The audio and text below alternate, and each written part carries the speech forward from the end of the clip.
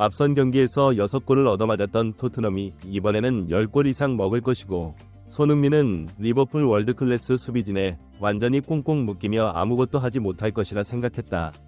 하지만 손흥민은 홀로 리버풀 수비진 전체를 상대하면서 밀어붙였고, 토트넘의 반쪽짜리 공격진을 진두지휘하는 모습은 가히 경이로울 지경이었다. 영국 축구계 전체가 예상하지 못한 충격적인 결과가 나왔습니다. 이 경기에 앞서 벌어졌던 프리미어리그 17라운드에서 맞붙었던 리버풀에게 토트넘은 그 당시 치욕적인 6골을 헌납하면서 많은 토트넘 홈팬들로부터 쓰레기 경기력이라는 맹비난을 들었습니다. 그래서 영국 현지 축구계는 현재 리그 1위인 리버풀이 토트넘을 또다시 가지고 놀 것이라고 전망하면서 지는 것은 당연하고 몇 골이나 먹을지 그게 관건이라고 조롱하기까지 했습니다. 하지만 경기가 시작되자 이전 경기와는 완전히 다른 양상이 펼쳐졌고, 홀로 손흥민이 리버풀 수비 전체를 상대하는 미친 경기력을 보여주자 이 장면을 본 65.000여 관중은 난리가 났었는데요. 도대체 어떤 상황인지 이날 경기에서 손흥민의 미친 대활약을 더 스포츠가 자세히 알아보겠습니다. 토트넘은 9일 오전 5시 영국 런던 토트넘 핫스퍼 스타디움에서 열린 리버풀과의 2024-25 카라바오컵 4강 1차전 홈경기를 치렀습니다. 토트넘 현지 팬들은 카라바오컵 4강 경기에 큰 기대감을 드러내면서 리버풀을 과연 이길 수 있을지 예측과 전망으로 분주한 모습입니다. 그도 그럴 것이 앞선 프리미어리그 17라운드 경기에서 리버풀과 토트넘이 홈에서 맞붙었지만 3대6이라는 역대급 스코어로 지면서 영국 현지 팬들을 충격으로 몰아넣었기 때문에 이번 경기에서 승부가 어떻게 날지 영국 현지 축구계의 관심이 폭발하는 상황인데요. 그래서 경기 1시간 전에 발표되는 선발 라인업에 팬들의 이목이 집중되는 것은 당연한 일이었습니다. 토트넘은 좌측에 손흥민을 윙 포워드로 기용하고 원톱에 솔랑케, 그리고 우측에 브레넌 존슨이 아닌 클루셉스키를 내세웠습니다.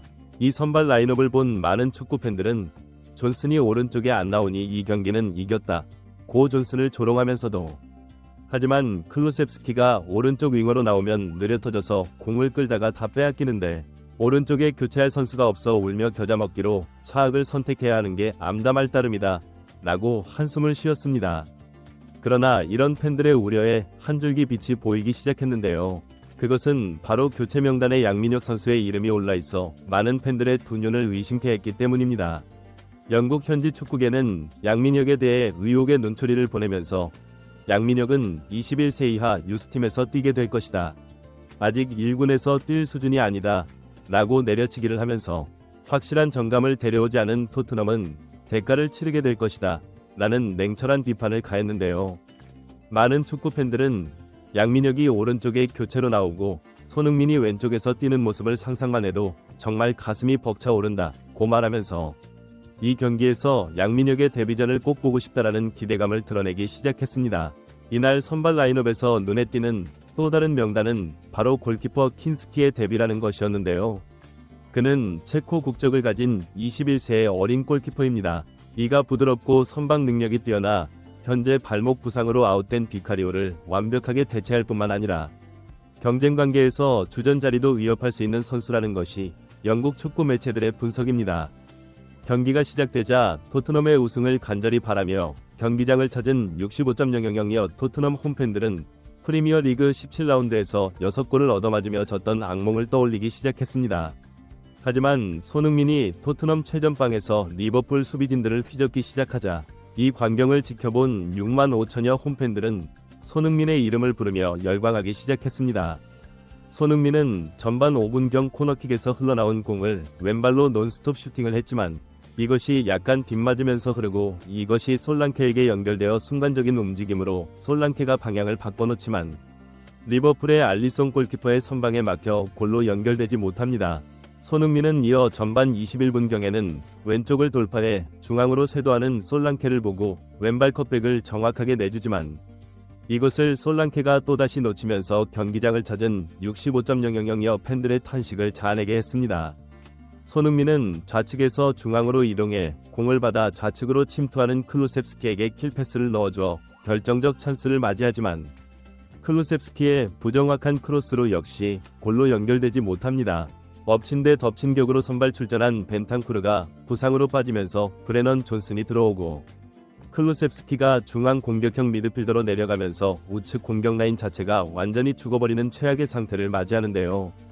그러나 손흥민은 반쪽짜리 공격진을 데리고 홀로 끊임없이 리버풀 수비 뒷공간을 노리며 침투해 리버풀이 마음 놓고 수비 라인을 올려 토트넘을 압박하지 못하도록 견제 플레이를 지속적으로 해나갑니다.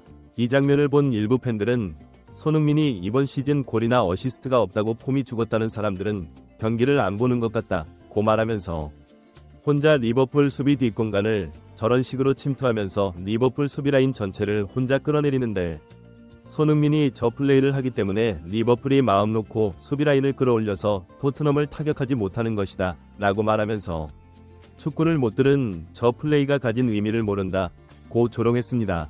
리버풀은 손흥민의 이런 플레이를 저지할 방법이 없어 계속 고전하다가 결국 후반 60분경 손흥민이 결정적인 역습 찬스를 맞이하자 뒤에서 비겁하게 태클해 손흥민을 그라운드에 눕혀버리는데요. 손흥민은 이 태클의 여파로 다리를 절뚝이면서 제대로 뛰지 못하고 결국 71분경 처참한 결정력을 보여주는 베르너와 교체당하게 됩니다. 손흥민은 이날 70분 활약을 하며 어시스트 기대값을 0.7을 기록했는데 이것은 이날 경기에서 기대 어시스트 2위인 코디 각포의 0.2에 무려 3배가 넘는 맹활약이었다는 것이 전문가들의 분석이었습니다. 일부 팬들은 0.7 정도면 결정력이 좋은 공격수가 하나 있다면 2골이나 최대 3골도 터질 수 있는 수치인데 너무 처참하다고 말하면서 손흥민이 빠지면 이제 누가 골을 넣을 수 있느냐, 우승은 물 건너가는 듯하다 고 탄식을 했습니다. 하지만 손흥민이 빠지면서 어시스트를 해주지 않자 솔랑케는 갑자기 스스로 모든 것을 해결해야 한다는 생각으로 각성을 한 듯 최전방에서 상대와의 몸싸움에서 승리해 골을 따내고 터닝하는 베르너에게 패스해 이것이 골로 연결되면서 경기 종료 5분 전 1대0으로 토트넘이 앞서 나갑니다. 이 장면을 본 일부 팬들은 1천억 공격수 카도가봐도 이날 경기에서 베르너가 훨씬 잘하는 것 같다 고 박수를 치면서 어린 선수들을 주장 손흥민이 잘 케어하더니 이런 성과를 결국 만들어낸다 라는 극찬을 아끼지 않았습니다. 토트넘은 경기 종료 5분 전 터진 결승골을 잘 지켜 리버풀을 1대0으로 이겼고 2차전에서 무승부만 거두더라도 결승전에 진출할 수 있는 유리한 고지를 점해 많은 토트넘 팬들의 우승을 향한 꿈의 불을 지피기 시작했습니다. 구독, 좋아요, 좋은 댓글은 불타는 제작 열정을 더욱 불타오르게 합니다. 이상 더 스포츠였습니다.